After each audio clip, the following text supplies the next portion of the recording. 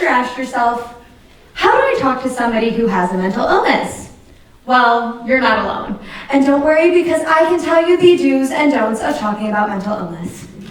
First of all, don't act like it's normal. These people need to know that this is not normal. They are not normal. Make them feel out of place. Do talk about it in front of everybody. Everybody needs to know about it, and the more people that know, their friends, their family, they're less likely to complain to you about it. Don't notify an adult. This is their problem and they need to work through it themselves. Do let them know if it's stressing you out. Let them know that their emotions are a burden on you too. And finally, don't listen to a single thing I've just said. As you heard, my name is Kaitlyn Ward, but I'd like to reintroduce myself. I go by Katie. I'm a varsity athlete, a straight A student, and an advocate for mental health. I also have depression and anxiety. I was diagnosed a little bit over a year ago, but I've experienced every single thing I just listed above. I would never say that. Most of you are probably thinking that. I would never be rude, I would never be disrespectful when talking about mental health, but the truth is, a lot of the hurtful comments that come from people when talking about mental illness do not stem from them trying to be rude. It stems from not understanding how to talk about something like this. 22.8% of people around the world have a mental illness. That means about every 10 seats in here, 2 people would have a mental illness, and for some people in the back, every 3. Now, how do we talk about something like that? Because obviously it affects so many people. Let's start with some of the do's. Do wait until both people are ready to talk about it. Oftentimes when we're talking about mental illness, it can become a very awkward or uncomfortable situation.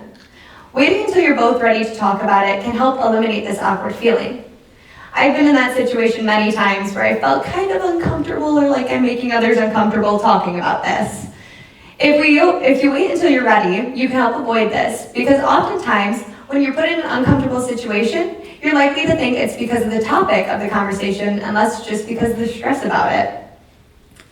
This is normal for me to talk about. I'm one of the co-leaders of Howell High School's Hope Squad, a peer-to-peer suicide prevention group, and also advocates for mental health.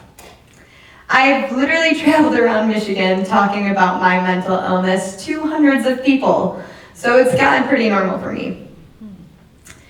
Many people think it may be easier to talk about with a group of friends or family members of the person you're trying to help.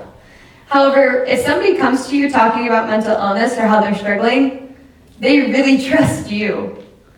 They put their faith in you, they put their trust in you, and they know you care. They might not be ready to share it with somebody else.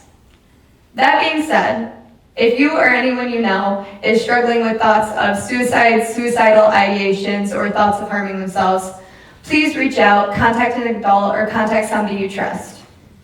People may get upset if you get them help and they don't know that you got them help, but in the end, it's better to have somebody upset than to possibly lose a life. One of the things we talk about in Hope Squad is QPR, question, persuade, refer. Questioning, how to figure out if somebody is struggling. Persuade, trying to convince them to get help or talk about their feelings. And then refer them to the help that they can get. We're going to start with question, because for some reason this is one we get stuck on a lot. There are bad questions and there are good questions. An example of a bad question would be, you're not thinking of hurting yourself, right?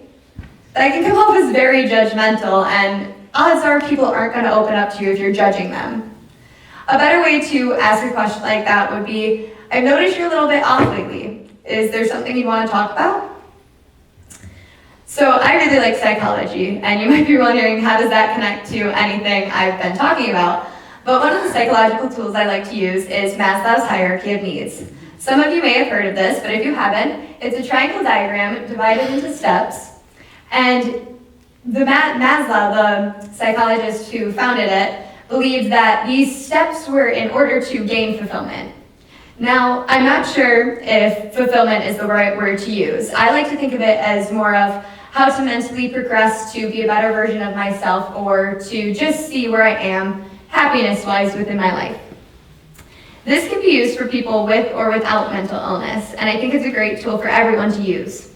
Starting at the bottom, we have basic needs. This is things like food, water, shelter. Next is safety needs, being in a community that is safe, around people that are safe, and in a house that is safe. And then the third is what I think a lot of people with mental illness get stuck on, social needs. This means having people around you that care about you, that love you, and feeling that social support. I'm not saying people with mental illness don't have social support, but oftentimes people struggling with mental illness, even if we have a billion people around us, it's still really easy to feel alone.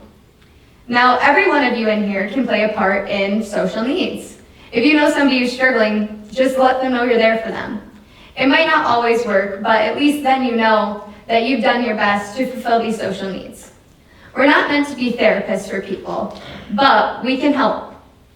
We don't need to give these people medication or anything. We don't need to be the ones prescribing them and treating them. But we can help get them to that place if they need it. We all know the saying that it takes a village to raise a kid. This is not just referring to following the rules, going to school, and teaching them how to be an adult. It also takes a village to keep a kid alive. All of us can create communities that are safer and more comforting for people with or without mental illness in our community. It's easy to recognize a lot of the do's of talking about mental health. It's basically just saying, try not to be rude and be open-minded about it. The don'ts are a little harder to understand. It varies from person to person, but one of the biggest don'ts that I kind of thought would be obvious by this point, don't make suicide jokes. People make suicide jokes all of the time. I see them in the media daily, in school weekly, all over the place, even in movies. We call this dark humor. But if I made fun of somebody who had a broken leg, I'd be seen as rude or just not a nice person. So why are we so much more accepting of suicide jokes in our community? This is because they've been normalized. They've been normalized in the way I wish mental health could be normalized. Some people are unaware of the effects that these jokes can have on the people around them. In that case, an easy correction can be made. If you see somebody making a suicide joke, you could just ask them to stop. Some people know that this can affect people, but still chooses to say it, whether it be because they think it's funny, because they think they need to say it to fit in. But to those people, I don't understand your sense of humor. The sense of humor that makes me feel small, like I'm trapped in a little box. The sense of humor that has been used to belittle people with mental illness. According to society, we can say suicide jokes. I could come up here and say, oh, I have to talk in front of 100 people, I'm gonna kill myself. And that's okay, but if I say, hey, I've been having suicidal thoughts recently, people get uncomfortable and people pity. Being accountable for your actions plays a big role when talking about mental illness and specifically suicide jokes. You can be accountable for your own actions and not saying them, but you're also partially accountable for the people around you. We've all heard of being a bystander, but this can also apply to suicide jokes. If you hear something, say something. Just a gentle correction is enough. You know that we are here, yet sometimes people with mental illness often get ignored. There is this glass wall dividing the normal people and people with mental illness often. And for everyone, it might just be easier if we left it that way. It's practically unnoticeable, you can just walk right by it.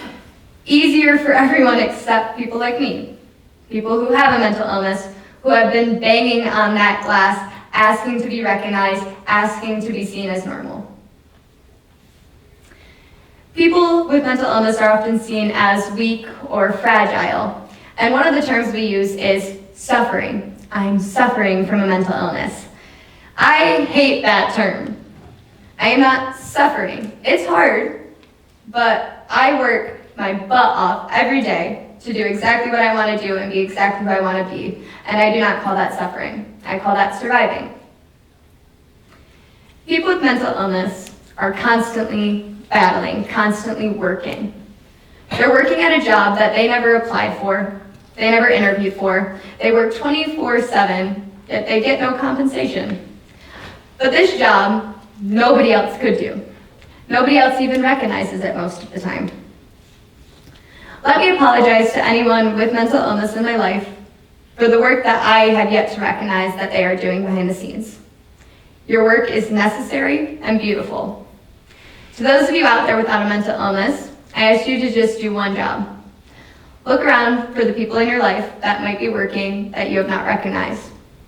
Thank them. Tell them you care. Tell them you love them. Tell them that you see their work and that their work is special. There are more do's and don'ts, but I don't want to carry this on for so long, and a lot of them vary person to person. To those of you without a mental illness in the audience tonight, I hope you can take something away from this and maybe understand better how to talk about mental illness with the people around you or help somebody that's suffering.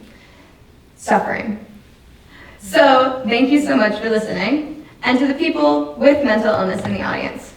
I know it's hard. I know you're working constantly, and I know sometimes it feels like people aren't recognizing that.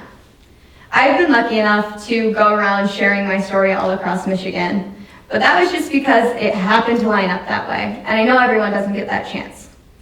Everyone with mental illness has a story that people deserve to hear. Sometimes people still give me weird looks when I share my story, and if you share your story, some people are going to get uncomfortable, some people are going to get awkward, some people are going to give you pity, and some people might even get scared. Let them. You have a short story, and I want to hear it. Thank you.